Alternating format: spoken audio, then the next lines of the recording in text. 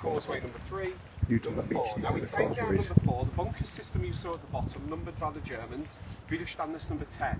But we're currently here at the bottom of causeway number 2, and the bunker system behind you is Widerstandes number 5. Well, if that's 5 and that's 10, in between is 6, 7, 8 and 9. Now they go off in both directions, but we only need to concern ourselves with those 6. Now you are stood here. That's not where the attack on Utah was supposed to come in. It was supposed to come in here, directly in front of Widerstandes 8 and 9, and the closest part of that beach is 2,000 yards in that direction.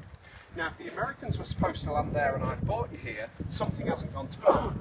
Let me set the scene for you. On the morning of 6th of June, it was 47 degrees Fahrenheit, 9 degrees Celsius. 30-mile-an-hour winds from the north. It was bitterly cold. The waves on the shoreline were 1 to 3 feet high, the waves out at sea 5 and 6 feet high. At 2:15, in darkness, the Utah Invasion Armada started laying anchor 11 miles offshore. For this one beach, 865 ships and craft.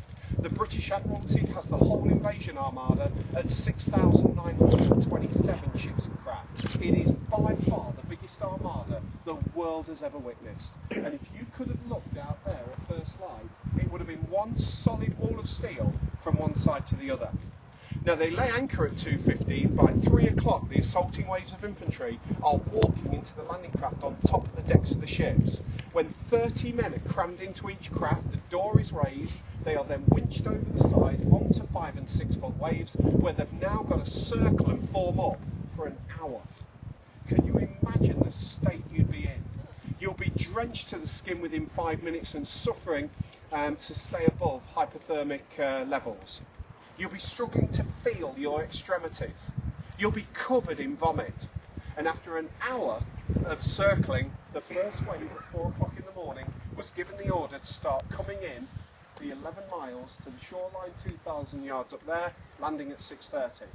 Now the first wave was 20 Higgins boats, 30 men in each one, coming in at 6:30, second wave only 5 minutes later. Now to bring in the first 2 waves, the Americans used something called primary control craft. Now these were specially designed, equipped and manned craft, and they only had one purpose: make sure the first wave comes into the correct part of the beach. First 2 waves. Now there were 4 of them for the first 2 waves here.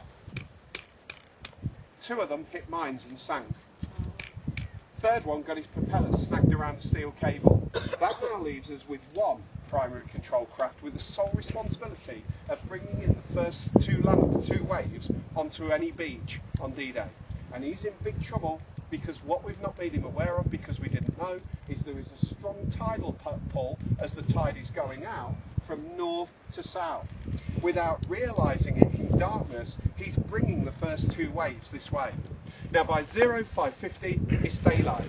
He can see the beach, but there's a morning mist along it, so he can't pick out a feature on the ground to work out where he is. And he's in massive trouble for a second time. Why?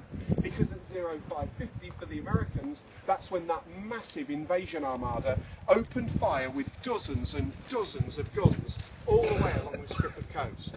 Now you wouldn't have heard anything initially, but you'd see all the yellow and orange flashes off on the horizon.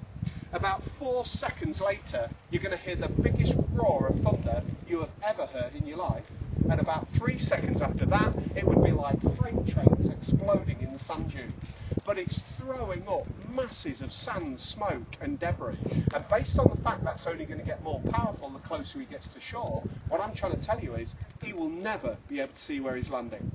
He then gets within 6 minutes of landing when 354 B-26 medium bombers, flying in tight formation, flying at only 2,000 to 4,000 feet in altitude, which for bombers is low, and flying along the beach, came in and successfully dropped just over 1.1 million pounds of explosives from the air onto the German positions. And then, as he gets within 700 yards of dropping the ramps, we launched a further 6,000 rockets from landing craft out at sea onto the German positions. And when he comes in, he doesn't come in between causeways 3 and 4 and Widerstandes 8 and 9. He is landed in front of a big Widerstandes number 5 and causeway number 2 at low tide. Now the landing craft doors went down 400 yards out. The American infantry were carrying £65 worth of kit when it was dry. British and Canadians went down to £40 for speed. They now have got to come across that 400 yards of beach under fire. Now it's believed total killed, wounded and missing coming across the beach are somewhere in the region of 20. About 20, yeah. Strongest defended section of Utah Beach is where the American forces should have landed, and the weakest is where they've landed in error.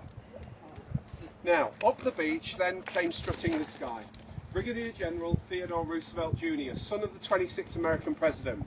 Now, he said the second he put his foot on shore, he sensed he was in the wrong place. So he climbed up onto the sand dune over there, looked over to his right-hand side, and what he saw is the red-roofed house that you can see today.